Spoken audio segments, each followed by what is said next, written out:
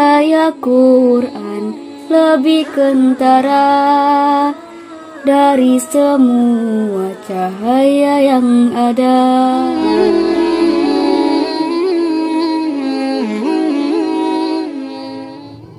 Bismillahirrahmanirrahim.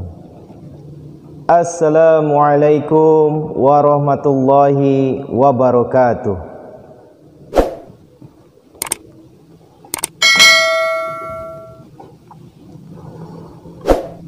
A'udzu billahi minasy syaithanir rajim.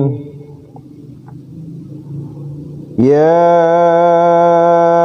ayyuhalladzina amanu la ta'kulur riba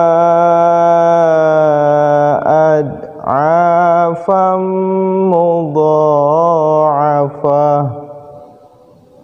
wattaqullaha la'allakum tuflihun.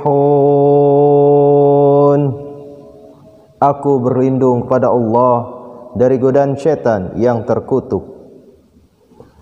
Hai orang-orang yang beriman, janganlah kamu memakan riba yang berlipat ganda, dan bertakwalah kepada Allah supaya kamu memperoleh keberhasilan. Tafsir nomor 477.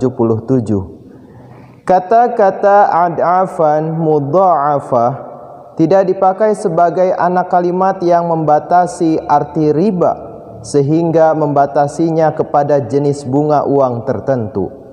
Kata-kata itu dipakai sebagai anak kalimat penjelasan untuk mengisyaratkan kepada sifat yang melekat pada riba, ialah bahwa riba itu terus-menerus bertambah besar.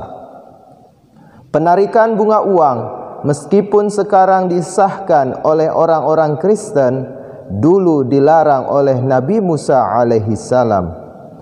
Ayat ini tidak berarti bahwa riba itu diizinkan dengan prosentase yang ringan dan hanya prosentase tinggi sajalah yang dilarang.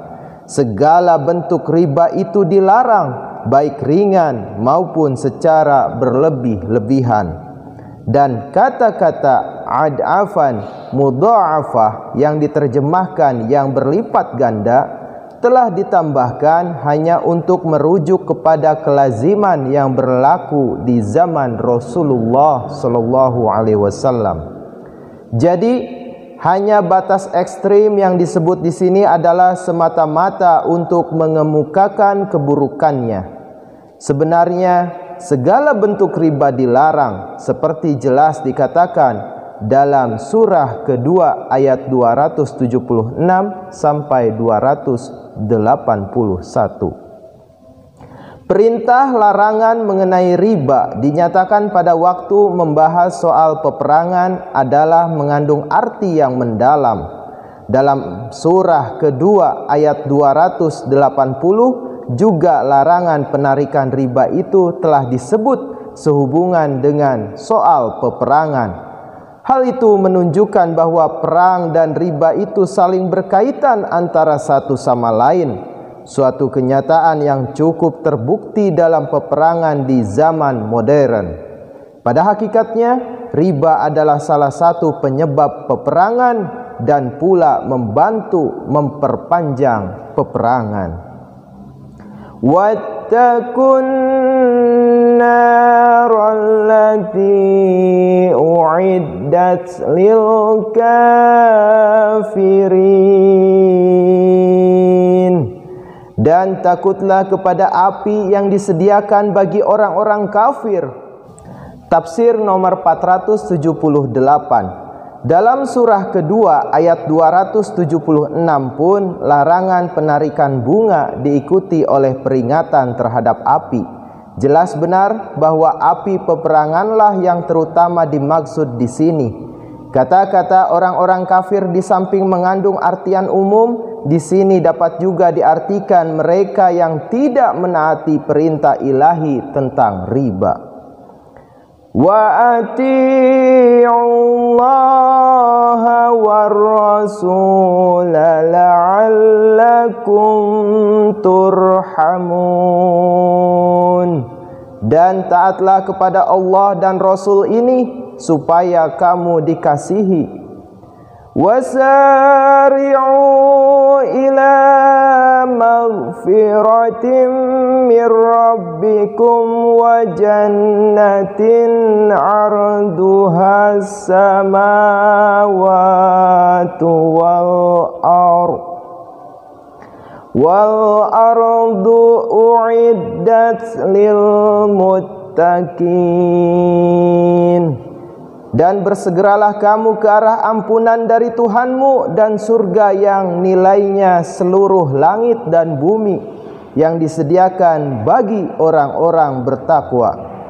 Tafsir nomor 479. Art berarti satu harga atau nilai sesuatu benda dalam bentuk lain dari uang. 2. Lebarnya. 3. Luasnya. Tafsir nomor 479a. Ayat ini merupakan jawaban kepada mereka yang karena terpukau oleh keadaan sekeliling mereka dewasa ini menyangka bahwa perdagangan atau perniagaan tidak dapat terselenggara tanpa riba. Ayat ini mengatakan bahwa dengan mengikuti ajaran Islam, kaum muslimin dapat dan akan menikmati segala macam manfaat dan keuntungan. Ayat ini merupakan seruan kepada kaum muslimin untuk mengikuti perintah dan peraturan Islam. Ayat ini berarti pula bahwa surga akan meliputi langit dan bumi, yakni orang-orang beriman akan berada di surga, baik dalam kehidupan ini maupun dalam kehidupan yang akan datang di akhirat kelak. Suatu hadis yang terkenal menjelaskan keadaan surga dan neraka dengan sangat menarik hati. Ketika ditanya, jika surga meliputi langit dan bumi, lalu di manakah tempat neraka? Rasulullah SAW balik bertanya, di manakah malam bila siang tiba? Menurut riwayat, beliau bersabda pula bahwa ganjaran surga terkecil akan sebesar ruang antara langit dan bumi. Hal itu menunjukkan bahwa surga merupakan keadaan rohani dan bukan suatu tempat jasmani tertentu. Catatan kaki ayat 134. Dari ayat ini dapat diketahui bahwa surga bukanlah suatu tempat terpisah di langit, karena dalam ayat ini difirmankan langit dan bumi. Seberapapun luasnya, seluas itu pula lah surga. Ketika ayat ini diperdengarkan kepada para sahabat radhiyallahu an, maka seorang sahabat radhiyallahu an bertanya, "Wahai Rasulullah, kalau surga seluas langit dan bumi, maka di mana keberadaan neraka?" Maka beliau sallallahu alaihi wasallam bersabda, "Subhanallah, fa'aina al-lailu idza ja'a an-nahar." Maha suci Allah, di manakah keberadaan malam apabila siang sudah datang? Musnad Ahmad bin Hanbal, Musnad Al-Makiyyin, hadis nomor 15100. Lihat juga tafsir Ar-Raji dalam ayat ini, yakni neraka itu juga sama dengan surga, akan tetapi kamu tidak menyadari. Oleh karena itu, batillah gambaran ini, yaitu surga dan neraka bagian luasnya terpisah-pisah. Dalam satu alam raya, seberapapun jumlah penghuni surga tinggal menempatinya, begitu juga penghuni neraka. Alhamdulillahirabbil alamin. Jazakumullah ahsanal jaza. Wassalamualaikum warahmatullahi wabarakatuh.